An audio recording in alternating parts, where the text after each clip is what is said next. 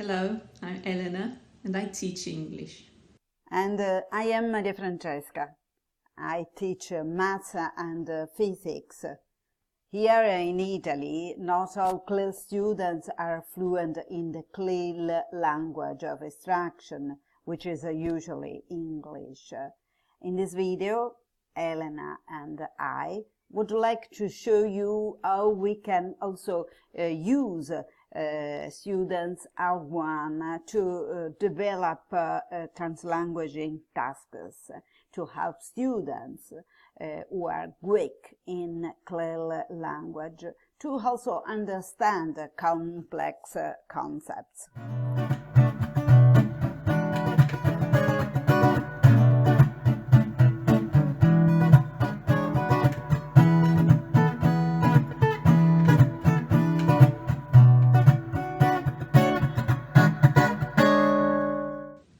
If, like us, you work in a highly monolingual context, translanguaging can be a powerful strategy to cater to diversity. Anyone who has had to live in a foreign country knows how frustrating it can be not having enough language to communicate with others, not being able to express feelings, moods, impressions, and complex thoughts.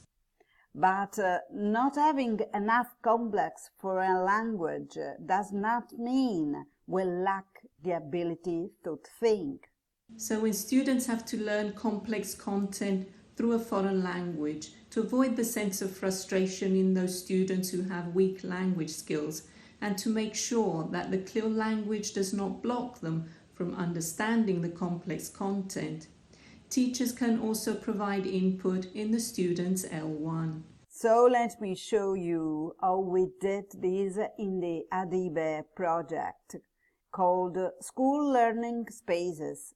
In this project, students propose how certain areas in their schools can become more colorful and interactive learning spaces after various tasks about geometry and surface area. We reach the concept of scaling. It is at this point that input becomes level sensitive.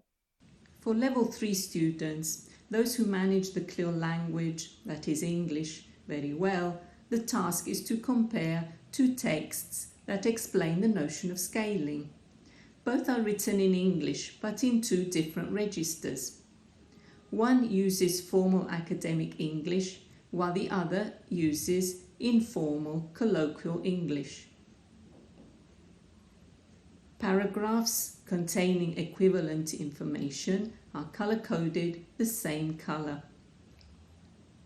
For Level 2 students who are quite comfortable with English, the task is to compare three texts and decide which one summarizes the notion of scaling correctly in formal academic English. Of the other two texts, one uses colloquial English, while the other, although very well written, does not explain the notion of scaling correctly. Level 1 students who are less confident with English also have the task of comparing three texts and deciding which one summarizes the notion of scaling correctly in an academic register. The difference here is that the three texts are written in Italian. Through level appropriate input, we are sure that all students can understand the notion of scaling. Afterwards, students collaborate in mixed level groups and apply the concept of scaling to various real-life situations, including how to work with the floorplans of their school to design learning spaces that will support student-centered learning. We hope that this short video has shown you how L1 can be used explicitly, systematically and mindfully to help those students who may not be so strong in the CLIL language to understand complex content, and then apply this knowledge in creating meaningful output. At the same time, in this way, we can raise awareness and attention to register also in the students L1.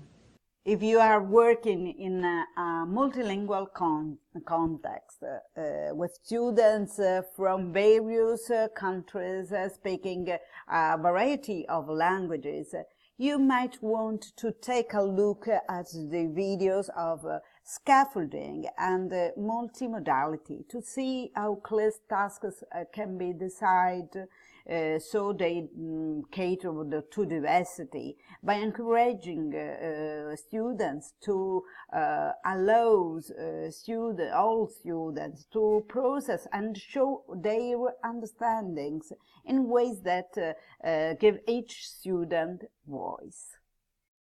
Buon lavoro!